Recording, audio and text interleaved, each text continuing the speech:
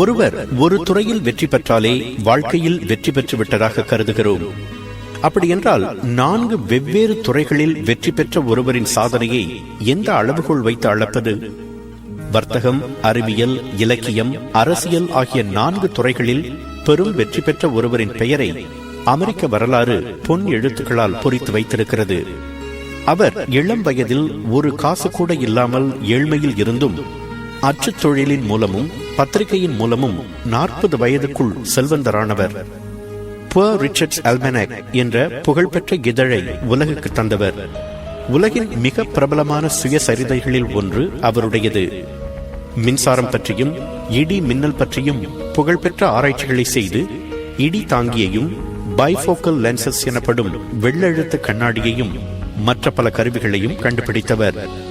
அரசியலில் சட்டமன்ற உறுப்பினராக, அரச தந்திரியாக, பிரான்சுக்கான தூதராக விளங்கியவர். அமெரிக்க சுதந்திர பிரகடனத்தை தயார் செய்து கையெழுத்திட்ட மூவரில் ஒருவர். இப்படி பல பரிமாணங்களில் பிரகாசித்த அவரை அமெரிக்காவின் ஆக பிரபலமான குடிமகன் என்றும் அழைக்கிறது வரலாறு. அவர்தான் தான் வாழ்ந்த 84 ஆண்டுகளும் மனுக்குலத்தின் மேன்மையை பற்றியே சிந்தித்துக் கொண்டிருந்த விஞ்ஞானியும் இலக்கியவாதியும் வர்த்தகரும் அரசியல்வாதியுமான பெஞ்சமின் பிராங்க்லின். 1706ஆம் ஆண்டு ஜனவரி 17ஆம் தேதி அமெரிக்காவின் பாஸ்டன் நகரில் பிறந்தார் பிராங்க்லின். மொத்தம் 17 பிள்ளைகளில் 10ஆவதாக பிறந்தவர் அவர். அவரது தந்தையார் சோப்பு கட்டிகளையும் மெழுகுவர்த்தியையும் தயாரித்து பாஸ்டன் நகரம் முழுவதும் சுற்றி தெரிந்து விற்பனை செய்வார். பெரிய குடும்பம் என்பதால் அவர்கள் வீட்டில் வறுமை வசதியாக ஆட்சி செய்தது. அதன் காரணமாக பிராங்க்லினை பள்ளிக்கு அனுப்பக்கூட அவரிடம் பணம் இல்லை. பிராங்க்லின் பள்ளி சென்றது ஓராண்டுக்கும் குறைவாகத்தான். ஆனாலும் தனது 7வது வயதிலேயே அவர் கவிதைகள் எழுத தொடங்கினார் என்று ஒரு குறிப்பு கூறுகிறது. அது மட்டுமல்ல, பள்ளிக்கு செல்லாவிட்டாலும் தன் தந்தையின் தொழிலில் உதவி செய்து கொண்டே தனக்கு கிடைத்த நேரத்தில் அவர் 4 மொழிகளை கற்றுக்கொண்டார். ஆச்சரியமாக இருக்கிறதல்லவா? வாசிப்பை நேசிப்போம் என்று எத்தனையோ முயற்சிகளை மேற்கொண்டும் நம்மில் பலர் புத்தகங்கள் பக்கமே தலை வைத்து படுப்பதில்லை. ஆனால் பிராங்க்லினுக்கோ இயற்கையிலேயே நூல்களை வாசிப்பது என்றால் கொள்ளை பிரியம். அந்த அவருடைய பண்புதான் பிற்காலத்தில் அமெரிக்காவின் சுதந்திர பிரகடனத்தை எழுதும் வீரியத்தை அவருக்கு தந்தது. புத்தகங்கள் வாசிப்பதில் இருந்த ஆர்வம் காரணமாகவே அவர் தனது சகோதரர் ஜேம்ஸின் அச்சுக்கூடத்தில் வேலைக்கு சேர்ந்தார். அங்கு அச்சுப்பணிகளை கற்றுக்கொண்டதோடு அச்சுக்கு வரும் அத்தனை புத்தகங்களையும் புழுவாக படித்து தீர்த்து ஆனந்தமடைவார். நிறைய வாசித்ததாலோ என்னவோ சுவாரஸ்யமாக எழுதும் திறமையும் அவருக்கு இருந்தது. இங்கு ஒரு சுவாரஸ்யமான நிகழ்வை குறிப்பிட வேண்டும். பிராங்க்லின் பல கட்டுரைகளை தானே எழுதி பெயர் குறிப்பிடாமல் அதிகாலையில் அந்த அச்சுக்கூடத்தின் வாயிலில் வைத்து விடுவாராம். சகோதரரும் நண்பர்களும் அவற்றை பாராட்ட பிராங்க்லின் மட்டும் அவை நன்றாக இல்லை, அப்படி இருக்குமேயானால் எழுதியவர் பெயரை குறிப்பிட்டிருப்பார் என்று எதிர்த்து கூறுவாராம். தன் தம்பி சொல்வதற்கு எதிராகவே முடிவெடுக்கும் பழக்கம் உடையவர் அண்ணன் என்பதால் அவற்றையெல்லாம் அழகாக அச்சிட்டு பிராங்க்லினை கொண்டே விற்பனை செய்ய சொல்வாராம் ஜேம்ஸ். எவ்வளவு சாதுரியம்! பிறகு தனது சகோதரருடன் ஏற்பட்ட மனத்தாங்கல் காரணமாக அவர் வீட்டை விட்டு வெளியேறி பிலடெல்பியா வந்தடைந்தார். அங்கும் அச்சு தொழிலில் ஈடுபட்டு சொந்தமாக அச்சு நிறுவனத்தை தொடங்கினார். பத்திரிகைகளில் நிறைய எழுதினார். அவரது புகழ் நாடு முழுவதும் பரவ தொடங்கியது. 1720ஆம் ஆண்டு பென்சில்வேனியா கெசட் என்ற பத்திரிகையை விலைக்கு வாங்கி அதன் பொறுப்பை ஏற்றுக்கொண்டார் பிராங்க்லின். 4 ஆண்டுகள் கழித்து புவர் ரிச்சர்ட்ஸ் அல்மனாக் என்ற சஞ்சிகையை தொடங்கினார். மிகவும் வித்தியாசமான பாணியில் வெளிவந்த அந்த சஞ்சிகைதான் அவருக்கு செல்வத்தையும் பெரும் புகழையும் கொண்டு வந்து சேர்த்தது. அச்சுத்துறையில் புதுமைகள் செய்த அதே வேளையில் புதிதாக எதையாவது கண்டுபிடிக்க வேண்டும் என்ற ஆர்வமும் அவரிடம் இருந்தது. குறைவான எரி சாதனத்துடன் மிகுந்த வெப்பம் தரக்கூடிய அடுப்பை அவர் கண்டுபிடித்தார். அவற்றை தயாரித்து விற்கவும் தொடங்கினார். பயிர்களுக்கு செயற்கை உரமிட்டால் அவை செழிப்பாக வளரும் என்று எடுத்து கூறினார்.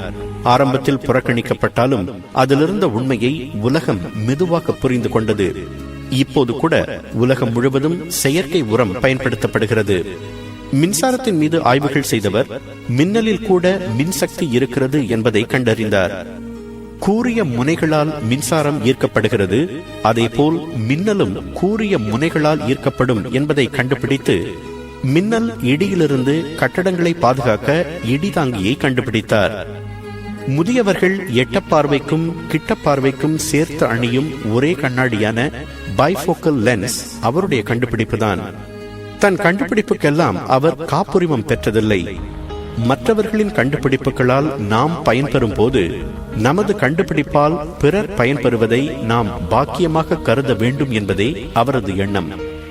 அறிவியல் துறையில் பெரிய பங்களிப்பை செய்த அவர் இன்னும் என்னென்னவெல்லாம் உலகத்திற்கு தந்திருக்கிறார் தெரியுமா? நோட்டு பணத்தின் முக்கியத்துவத்தை எடுத்து கூறி அதன் புழக்கத்தை அதிகரிக்க செய்தார். சப்ஸ்கிரிப்ஷன் எனப்படும் சந்தா முறையில் நூல்களை வாங்கி படிக்கும் முறையை உலகுக்கு அறிமுகம் செய்தவரும் அவர்தான். பிலடெல்பியாவின் தபால் துறையில் பல மாற்றங்களை செய்து தற்கால தபால் துறைகள் பின்பற்றும் பல கொள்கைகளை உருவாக்கி தந்தார். 1730 ஆண்டு நடமாடும் நூல் நிலையம் என்ற அற்புத திட்டத்தை உலகுக்கு அறிமுகம் செய்தார். அதனைத் தொடர்ந்து அமெரிக்காவின் முதல் தீ காப்பீட்டு நிறுவனத்தை அவர் உருவாக்கினார். ஒரு கல்விக் கழகத்தை நிறுவ வேண்டும் என்று அவர் கனவு கண்டார். அவரது காலகட்டத்திலேயே அந்த கனவு நனவானது. இன்று உலக புகழ்பெற்ற அமெரிக்க பல்கலைக்கழகங்களுள் ஒன்றான பென்சில்வேனியா பல்கலைக்கழகம் அவர் நிறுவியதுதான். 1749 ஆண்டு அது நிறுவப்பட்டது. அதற்கு 2 ஆண்டுகள் கழித்து அமெரிக்காவின் முதல் மருத்துவமனையை தோற்றுவித்தார் பிராங்க்லின். பிராங்க்லின் சிறந்த சிந்தனையாளர், நேர்மையானவர் என்பதால் அவரை பயன்படுத்திக் கொள்ள விரும்பியது அரசு.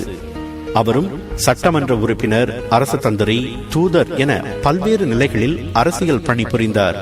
இங்கிலாந்தின் காலனித்துவ ஆட்சியில் அடிமைப்பட்டு கிடந்த அமெரிக்காவுக்கு சுதந்திரம் பெற்றுத்தர அவர் தன் ராஜதந்திரத்தை பயன்படுத்தி பிரான்சின் உதவியை பெற்றார்.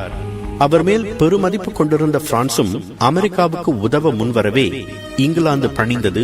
அமெரிக்காவுக்கு சுதந்திரம் கிடைத்தது. 1789 ஆண்டு அமெரிக்காவின் முதல் அதிபராக தேர்ந்தெடுக்கப்பட்ட ஜார்ஜ் வாஷிங்டன் அமெரிக்காவின் அரசியல் சட்டத்தை இயற்றும் மாபெரும் பொறுப்பை பெஞ்சமின் பிராங்க்லினை உள்ளடக்கிய ஒரு குழுவிடம் ஒப்படைத்தார். அவரது மேற்பார்வையில் உருவான அரசியல் சட்டம்தான் இன்றும் அமெரிக்காவை வழிநடத்துகிறது. சுதந்திரம் அடைந்த பிறகு அமெரிக்கா முதலாக 2 அஞ்சல் தலைகளை வெளியிட்டது. ஒன்றில் அமெரிக்காவின் முதல் அதிபரான ஜார்ஜ் வாஷிங்டனின் படம், மற்றதில் பெஞ்சமின் பிராங்க்லினின் படம். அமெரிக்காவுக்கும் உலகுக்கும் மிகப்பெரிய பங்களிப்பை செய்த அந்த மனிதனுக்கு அந்த தபால் தலை மூலம் நன்றி தெரிவித்துக் கொண்டது அமெரிக்க தேசம். கடைசி நாள் வரை ஓய்வு என்பதையே அறியாமல் உழைத்த பிராங்க்லின் 1790 ஆண்டு ஏப்ரல் 17 தனது 84வது வயதில் காலமானார். அப்போது உலக நாடுகள் துக்கத்தில் மூழ்கியதாக ஒரு குறிப்பு கூறுகிறது. அரசாங்க மரியாதையுடன் அவரது உடல் அடக்கம் செய்யப்பட்டது. சுமார் 20,000 பேர் அவருக்கு இறுதி மரியாதை செலுத்தினர். பெஞ்சமின் பிராங்க்லின் உதிர்த்த பல பொன்மொழிகளை இன்றும் பல பேச்சாளர்கள் அடிக்கடி பயன்படுத்துகின்றனர். அவற்றுள் எனக்கு பிடித்த ஒன்று இது: இறந்த பிறகும் நீங்கள் மறக்கப்படாதிருக்க வேண்டுமென்றால் ஒன்று சிறந்த படைப்புகளை எழுதுங்கள், அல்லது பிறர் உங்களை பற்றி எழுதும் அளவுக்கு அர்த்தமுள்ள வாழ்க்கை வாழுங்கள். ஆம், வரலாற்றில் மிகவும் பயனுள்ள அர்த்தமுள்ள வழியில் செலவழிக்கப்பட்ட ஒரு வாழ்க்கைக்கு சொந்தக்காரர் பெஞ்சமின் பிராங்க்லின். அமெரிக்கர்கள் மட்டுமல்ல, நாம் அனைவருமே ஒட்டுமொத்த முன்னுதாரணமாக கொள்ள வேண்டிய ஒரு வரலாற்று மாந்தர் பெஞ்சமின் பிராங்க்லின். அவரை போல தன்னம்பிக்கையுடனும் விடாமுயற்சியுடனும் ஓர் அர்த்தமுள்ள வாழ்க்கை வாழ முற்படும் எவருக்கும் எந்த வானமும் வசப்பட்டே ஆக வேண்டும்.